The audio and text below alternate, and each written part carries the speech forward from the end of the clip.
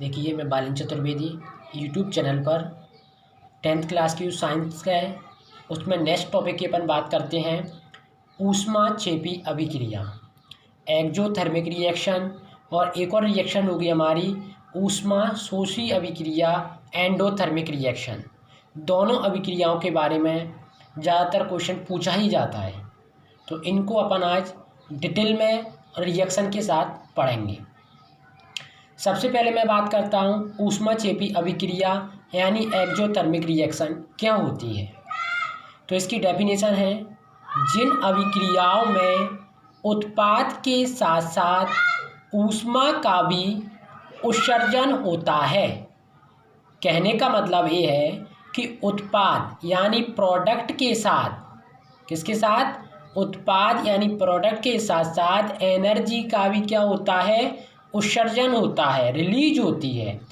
Chemical reaction that release energy in the form, इसके form हो सकते हैं हीट, लाइट और sound, are called and exothermic reaction. तो प्रोडक्ट के साथ हमारी एनर्जी जुड़ी हुई होती है, वो हमारी ऊष्माक्षेपी अभिक्रिया कहलाती है, एक्जोथर्मिक रिएक्शन। जैसे मैं इसके एग्जाम्पल या उदाहरण की बात करता हूँ तो इसका लिखा हुआ है प्राकृतिक गैस का दहन। प्राकृतिक गैस जो हमारे घरेलू सिलेंडर यूज अपन करते हैं, उसको जलाने पर हमें एनर्जी मिलती है। जैसे ही अपन लाइटर द्वारा गैस को जलाते हैं तो उससे हमें एनर्जी मिलती है, ऊष्मा मिलती है। तो burning of the methane in air gives heat. Methane gas को ही अपन प्राकृतिक गैस बोलते हैं, ध्यान रखना।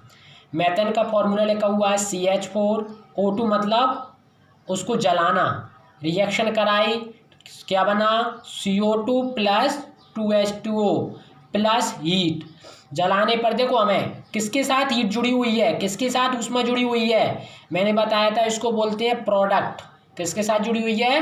प्रोडक्ट या उत्पाद के फॉर्म में। मैं बताया था उत्पाद के साथ साथ ऊष्मा का भी क्या होता है? उत्सर्जन होता है। तो प्रोडक्ट के साथ यदि हमारी ऊष्मा या हीट जुड़ी हुई होती है तो वो हमारी ऊष्माक्षेपी अभिक्रिया, एक्जोथर्मिक रिएक्शन कहलाती है। क्लियर है? उसके बाद नेक्स्ट रिएक्शन निकल के आती है ऊष्माशोषी अभिक्रिया, इसको बोलते हैं एंडोथर्मिक रिएक्शन। ठीक है, इसमें क्या होता है कि जो भी अभिक्रिया होती है उसमें अभिकारकों को तोड़ने के लिए, अभिकारक मतलब रिएक्टेंस को ब्रेक करने के लिए ऊष्मा, प्रकाश या विद्युत ऊर्जा की आवश्यकता होती है। ऊष्माशोषी अभिक्रिया कहलाती है। रिएक्शन दैट एब्जॉर्ब एनर्जी और require energy in order to proceed are called endothermic reaction. जिस एनर्जी को पूरा करने के लिए हमें ऊष्मा की आवश्यकता होती है, रिएक्शन के लिए हमें एब्जॉर्ब एनर्जी और रिक्वायर एनर्जी की आवश्यकता होती है, वो हमारी ऊष्माशोषी अभिक्रिया या एंडोथर्मिक रिएक्शन कहलाती है। जैसे मेरे पास एग्जाम्पल के फॉर्म में एक रिएक्शन लिखी हुई है कि सिल्वर क्लोराइड का प्रकाश की उपस्थिति में सिल्वर व क्लोरीन में बदलना। Silver chloride absorb the heat from sunlight, get decomposition into silver and chlorine. मैंने सिल्वर क्लोरीन लिख लिया यहाँ। सिल्वर क्लोरीन का फॉर्मूला है, जब मैं इसको ब्रेक करूँगा, क्या करूँगा? मैं इसको ब्रेक करूँगा तो ब्रेक करने के लिए क्या हो जाएगा? सिल्वर और क्लोरीन के फॉर्मेट में ये टूट जाएगा। अभी हमने पढ़ा था डिकम्पोजिशन रिएक्शन, नेक्स्ट टाइम मैंने पढ़ाया था। डिकम्पोजिशन में अपन इसको क्या करते हैं? आपस में तोड़ते हैं, ब्रेक करते हैं।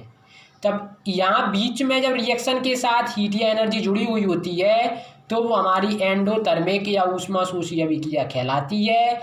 यदि प्रोडक्ट के साथ में हीट या एनर्जी जुड़ी हुई होती है तो वो हमारी ऊष्माक्षेपी अभिक्रिया या एक्जोथर्मिक रिएक्शन कहलाती है। देखो यहाँ एनर्जी कहाँ जुड़ी हुई है? रिएक्शन के साथ जुड़ी हुई है, तो जो रिएक्शन कौन सी कहलाएगी? हमारी ऊष्माशोषी अभिक्रिया, एंडोथर्मिक रिएक्शन। यदि प्रोडक्ट के फॉर्मेट में जुड़ी हुई होती है, देखो प्रोडक्ट के फॉर्मेट में जुड़ी हुई है, तो ये अभिक्रिया कौन सी कहलाएगी? हमारी ऊष्माक्षेपीय अभिक्रिया एक्सोथर्मिक रिएक्शन। बस आपको इतनी सी बात ध्यान रखना है। Thank you.